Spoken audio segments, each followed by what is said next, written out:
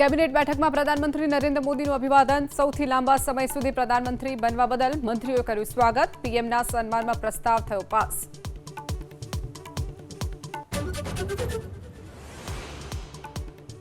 ગાંધીનગરમાં મુખ્યમંત્રી કાર્યાલય, અમદાવાદ મનપા કચેરી તેમજ આરએસએસ કાર્યાલયને બોમ્બથી ઉડાવી દેવાની ધમકીભર્યો ઈમેલ મળ્યા. કચેરીઓ કરાવાઈ ખાલી, હજુ નથી મળ્યા કોઈ શંકાસ્પદ વસ્તુઓ. પાટણની હેમચંદ્રાચાર્ય યુનિવર્સિટીમાં ફી વધારા મુદ્દે એબીવીપીનું હલ્લાબોલ. ફી વધારો પરત ખેંચવા કુલપતિને રજૂઆત. નકલી ચલણી નોટો ઉછાળી વિરોધ.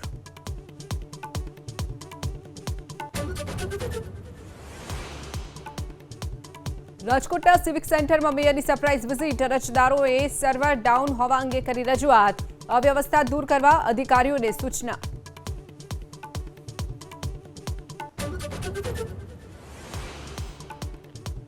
સુરતના નાસિરનગર ડિમોલિશન કાંડને લઈ મનપાએ બનાવેલી કમિટી સામે ભાજપના ધારાસભ્ય વિનુ મોરડિયાએ ઉઠાવ્યા સવાલ.